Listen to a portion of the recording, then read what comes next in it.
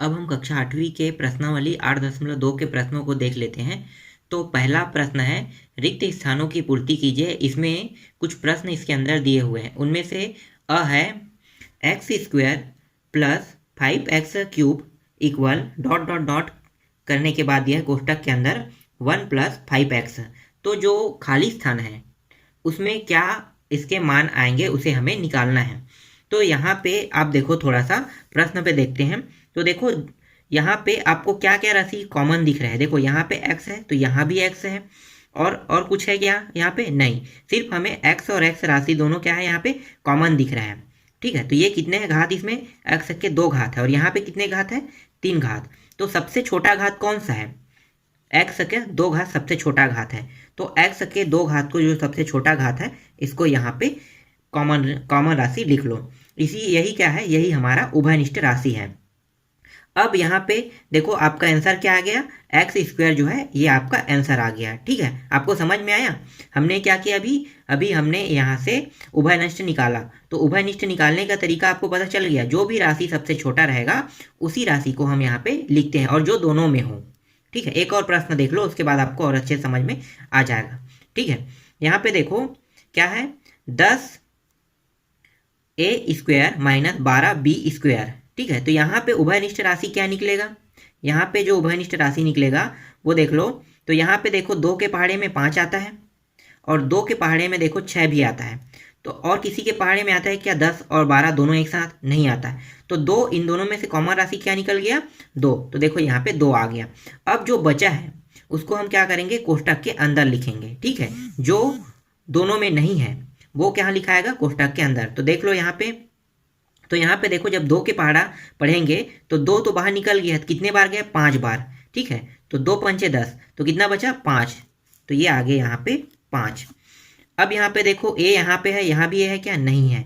तो यहाँ पे क्या करेंगे? a² को जैसा है वैसा ही यहाँ पे लिख लेंगे।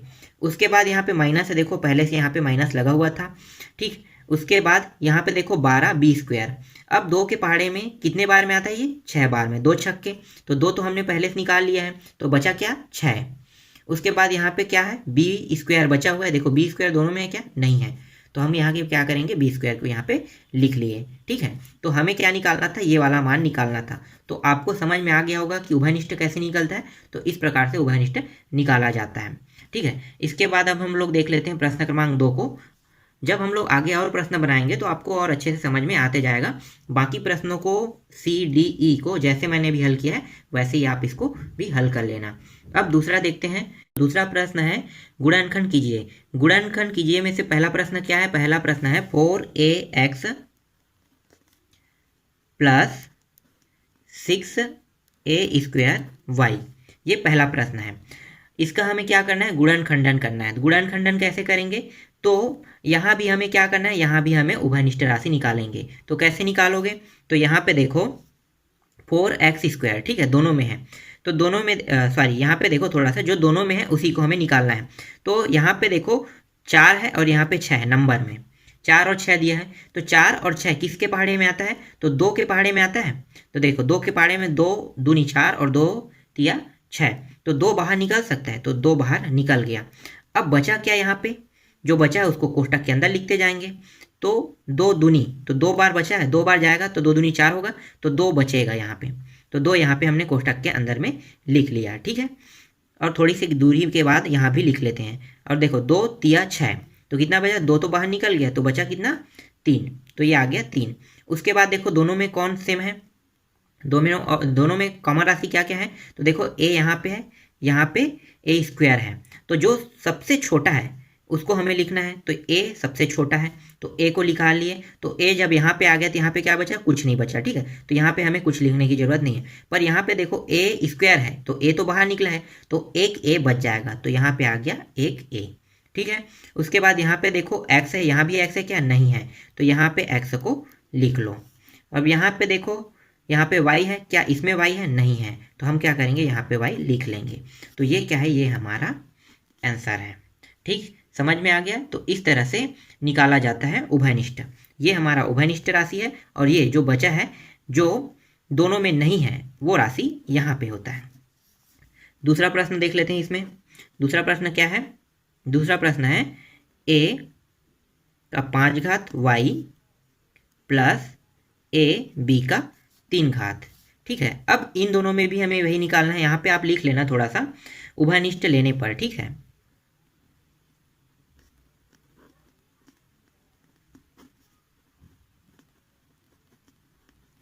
उभयनिष्ठ लेने पर अब यहाँ पे हम इसका उभयनिष्ठ निकालते हैं। तो देखो दोनों में कॉमन राशि क्या है, समान समान राशि। ठीक है, तो यहाँ पे देखो a है और यहाँ पे a है। अब सबसे छोटा कौन सा है, ये वाला है ना, तो हम यहाँ पे a निकाल दिए। ठीक है, यहाँ से a बाहर आ गया, यहाँ पे यहाँ भी और यहाँ भी दोनों में है, तो यहाँ इन दोनों में से a बाहर निकल गया, तो यहाँ पे कितने a बचा, a का 4 घात। जो बचा है उसको कोष्टक के अंदर में लिखेंगे। उसके बाद यहाँ पे थोड़ी दूरी के बाद यहाँ प्लस लगा के यहाँ पे लिखो। अब यहाँ पे जो a था, ठीक है, वो a तो बाहर निकल गया, तो यहाँ पे क्या बचेगा, कुछ नहीं बचेगा। ठीक है, तो यहाँ पे अभी हमें कुछ लिखने की जरूरत नहीं है। अब यहाँ पे देखो y है और यहाँ भी y है क्या, नहीं है, तो उभयनिष्ठ कोई निकलेगा, नहीं निकलेगा। तो नहीं निकलेगा तो वो कहाँ पे लिखाएगा, वो लिखाएगा कोष्टक के अंदर में। ठीक है, यहाँ पे आ जाएगा। अब यहाँ पे देखो b है, यहाँ भी b है क्या, नहीं है, तो यहाँ भी उभयनिष्ठ निकलेगा, नहीं निकलेगा। क्यों नहीं निकलेगा, क्योंकि जो राशि दोनों में रहेगा वही यहाँ पे कोष्टक के बाहर में लिखते हैं, और जो राशि दोनों के बाहर नहीं है उसको हमें कोष्टक के अंदर लिखेंगे। तो ये कोष्टक के अंदर में आ गया, जहाँ पे था वही के उसी स्थान पे। ठीक है, तो ये आ गया B3 और ये निकल गया आपका दूसरे का आंसर B का। उसके बाद CDE आप जैसे मैंने अभी बनाया है वैसे ही आप इसको भी बना लेना। इसके बाद हम लोग प्रश्न क्रमांक 3 पे आते हैं। प्रश्न क्रमांक 3 है समूहीकरण विधि से गुणनखंड कीजिए। हमें क्या करना है, समूहीकरण विधि से गुणनखंड करेंगे। तो यहाँ पे आप लिख लेना, ये प्रश्न क्या है, पहला लिख लेते हैं 2x² y plus 6xy square plus 4x plus 12y। इसका हमें क्या करना है, समूहीकरण। तो यहाँ पे लिखो समूहीकरण करने पर। ठीक है, समूहीकरण करते हुए हमें क्या करना है, गुणनखंड करेंगे। अब हमें क्या करना है, इन दोनों को, ये कितने पद है पहले गिन लेते हैं, 1 2 3 4। ठीक है, 4 पद है, तो इसका हमें क्या करना है, जोड़ा बना लेते हैं। तो देखो ये दोनों जोड़ा बन गया और ये दोनों जोड़ा बन गया। ठीक है, तो 2 जोड़े हमारे पास आ गए। अब हमें क्या करना है, इन दोनों जोड़ों में से देखो ये वाला जोड़ा और ये वाला जोड़ा, ठीक है, अलग अलग हमें इनमें से क्या निकालना है, कॉमन राशि निकालेंगे। तो यहाँ से क्या कॉमन राशि निकल सकता है, तो यहाँ पे आप लिखो, देखो यहाँ पे 2 है, यहाँ पे 6 है। 2 के पहाड़े में एक बार आता है 2 और 6 2 के पहाड़े में 3 बार में आता है, तो यहाँ से 2 बाहर निकल सकता है। तो यहाँ पे आप यहाँ पे 2 को, यहाँ पे आप यहाँ 2 को इस तरह से लिख लो। ठीक है, उसके बाद यहाँ पे थोड़ी सी दूरी करके, क्योंकि यहाँ पे और कुछ राशि वो भी निकल सकता है, इसलिए थोड़ी दूरी कर दिया मैंने। अब जो बचा है यहाँ पे लिखेंगे, तो 2 यहाँ से बाहर तो निकल गया, तो 2 के पहाड़े में एक बार आता है, तो 1 को लिखने की जरूरत नहीं है। क्यों, क्योंकि जो बचेगा अभी और बचेगा। ठीक है, तो हम यहाँ पे 1 को नहीं लिख रहे हैं, या लिखना चाहो तो लिख सकते हो, कोई दिक्कत नहीं, चलो लिख लेते हैं। तो ये हो गया, 2 बाहर निकल गए, 2 एकम 2। अब यहाँ पे देखो थोड़ी सी दूरी यहाँ पे कर लेते हैं। उसके बाद यहाँ पे क्या है, 2 तिया 6, तो 2 तो बाहर निकल चुका है, अब बचा क्या, 3। 2 तिया 6 मतलब 3 बचा, यहाँ पे आ गया।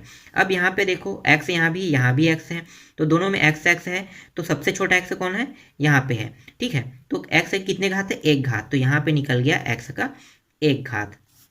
अब बचा क्या, यहाँ पे 2 घात था, तो यहाँ पे 1 घात वाला बच गया।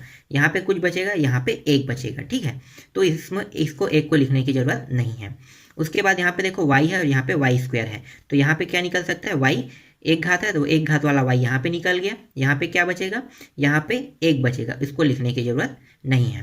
ठीक, उसके बाद यहाँ पे क्या है, y का वर्ग है, तो y का वर्ग था, 1 घात तो निकल चुका है, तो बचेगा कितना, 1 घात। तो ये आ गया इसका मान। अब इसको थोड़ा सा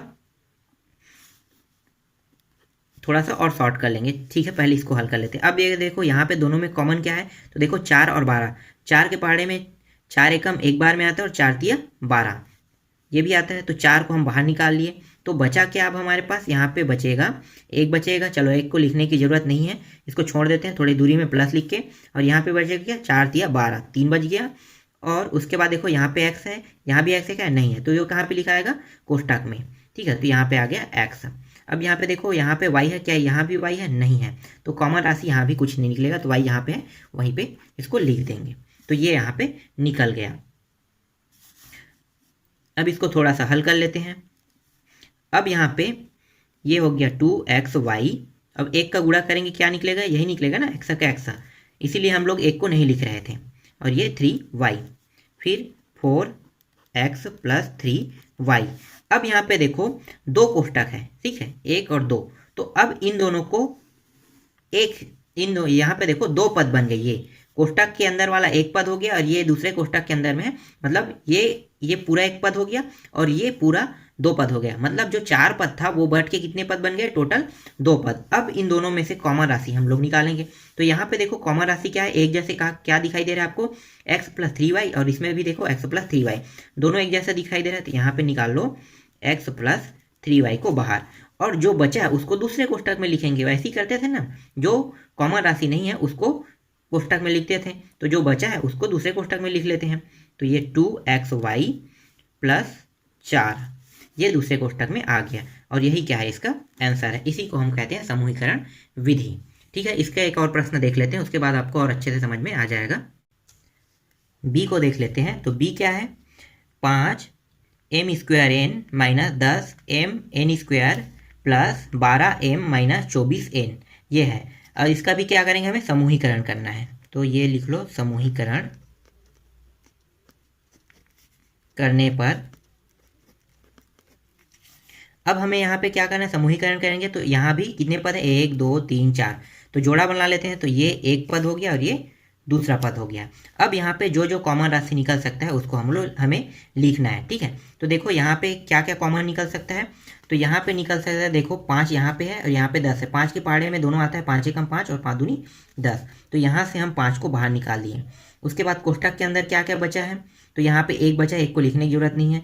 यहाँ पे क्या चिन्ह लगा है, माइनस, तो माइनस को यहाँ पे थोड़ी देर के बाद लिख लेते हैं। और यहाँ पे कितने बार गया, 5 दूनी 2 बार, 5 निकल गया तो 2 बचा यहाँ पे, तो 2 यहाँ पे आ गया है। उसके बाद देखो यहाँ पे क्या क्या कॉमन राशि है। तो देखो m यहाँ भी है, m यहाँ भी है। तो यहाँ पे m का सबसे कम घात कहाँ पे, 1 है। तो मतलब m का एक घात वाला यहाँ पे बाहर हो गया। उसके बाद यहाँ पे देखो बचेगा क्या, यहाँ पे 2 घात है तो एक m यहाँ पे बच गया। और यहाँ पे क्या बचेगा, यहाँ पे कुछ नहीं बचेगा। ठीक है, तो यहाँ पे आपको लिखने की जरूरत नहीं है। अब यहाँ पे देखो n यहाँ पे है, यहाँ भी n है। n के कितने घात है, सबसे कम वाला 1 घात, तो ये आ गया, n का 1 घात यहाँ पे लिख लेते हैं। अब यहाँ पे क्या बचेगा, यहाँ पे कुछ नहीं बचेगा क्योंकि n जो है बाहर निकल चुका है। अब यहाँ पे देखो n के कितने घात है, 2 घात, तो 1 घात वाला n यहाँ पे आ जाएगा। तो यहाँ पे क्या आ गया, n m5 ये निकला इसका उभयनिष्ठ राशि, और यहाँ पे m-2n आया। ठीक है, अब यहाँ पे दूसरे में देख लेते हैं, दूसरे में क्या क्या निकलेगा। तो देखो 12 के पहाड़े में 12 भी आता है और 24 भी आता है, तो 12 यहाँ पे कॉमन निकल गया। ठीक है, यहाँ पे क्या बचेगा, 1 बचेगा, उसको लिखने की जरूरत नहीं है। और यहाँ पे क्या बचेगा, यहाँ पे बचेगा 2, 12 दूनी 24, 2 बच गया। अब यहाँ पे देखो m यहाँ पे है, यहाँ भी है क्या, नहीं है, तो इसको कोष्टक के अंदर में लिख लो, क्योंकि ये दोनों पदों में नहीं है इसलिए कॉमन नहीं निकल सकता। उसके बाद देखो n यहाँ पे है, यहाँ भी है क्या, नहीं है, तो यहाँ भी क्या करेंगे, n को यहाँ पे लिख लेंगे। क्यों लिखे, क्योंकि n जब तक के दोनों में नहीं रहेगा तब तक के यहाँ पे नहीं लिखाएगा। ठीक है, इसे हम कहते हैं उभयनिष्ठ। तो अभी हमने क्या किया, उभयनिष्ठ निकाल लिए। अब हमारे पद जो है वो कम हो गए, कितने हो गए, 4 पद था। जब उनमें से उभयनिष्ठ राशि निकला तो वो कितने पद में बन गए, 2 पदों में। तो एक पद ये हो गया और एक पद ये हो गया। तो अब इन दोनों पदों में से और उभयनिष्ठ राशि क्या निकल सकता है, देखो सेम टू सेम क्या क्या दिखाई दे रहा है, m-2n और m-2n दोनों में दिखाई दे रहा है। तो इसको बाहर निकाल लो, तो ये हो गया m-2n, दोनों में से बाहर आ गया। अब बचा है उसको दूसरे कोष्टक में लिख लेते हैं। तो यहाँ पे बचा है 5mn+12, और यही क्या है, हमारा आंसर है। ठीक, समझ में आ गया। तो इस तरह से समूहीकरण करते हैं। इसके बाकी जो प्रश्न हैं, बाकी जितने भी प्रश्न हैं, उन सभी प्रश्नों को आप इसी तरह से बना के देखना। इसके बाद अब हम लोग आगे देखते हैं प्रश्न क्रमांक 4 को।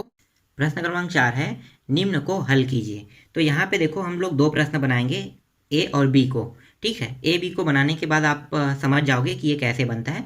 उसके बाद आपके इसके जितने भी प्रश्न हैं उन सभी को बना सकते हो। तो यहाँ पे देखो, अभी हम क्या करते थे, इससे पहले जब बनाते थे तो हम उभयनिष्ठ निकालते थे। तो देखो यहाँ पे जो उभयनिष्ठ राशि निकला पहले से है और इस तरह से बना हुआ होता था। अब हम क्या करेंगे, ऐसे बनाते थे, ठीक है, ऐसे निकालते थे उभयनिष्ठ। अब हम क्या करेंगे, इसको जो पहले जैसा था, जैसे हम लोग जो राशि पहले जैसा था वैसे ही अब हम क्या करेंगे, इसको वैसे ही बनाएंगे।